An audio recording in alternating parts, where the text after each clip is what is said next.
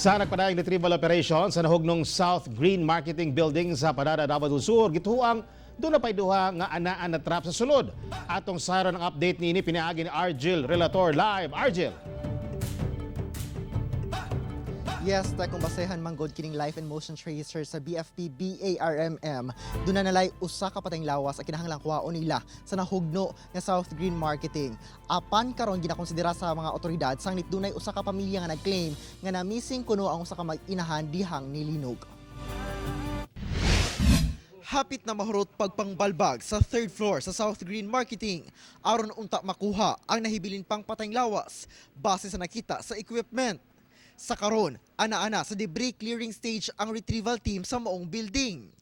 Gipahinay-hinay una ang pagpangbalbag, human makadawat og report ng MDRRMO nga doon na pa'y mag-inahan nga missing hangtod sa karon. Napay claimant ba?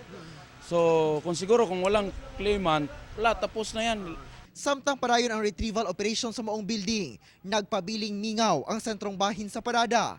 Sanglit kadaghanan sa mga establishmento, sa duol ni ini ang sirado gihapon. Kining naluwas ng flower vendor, kinsa kauban sa natumbahan, dihang nag-collapse ang ilang stall. Wala na nakapaninda, sukad sa hitabo. Itong Martes, mangumpra amta ko, wala na lang ko kay naglinog-linog lagi. Hinoon, doon na sa pipila ka mga tindahan ang nagbalik operasyon nga una nang nipasa sa structural inspection. Pag humanya na dito may sa balay, pagkaugma mo dire, sa balay mo dire.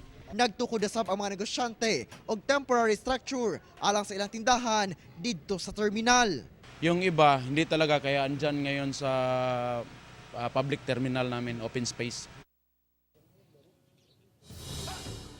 As per update gikan sa Padada Municipal Police Station nga as of 1:30 karong hapon nakita nilang buhi ang mag-inahan nga si Brenda o Honeybee Joe didto na sa Malalag, Davao del Sur, partikular sa barangay Baybay. Busa ginahawa na ang posibilidad nga na-trap sila sulod sa South Green Marketing Building.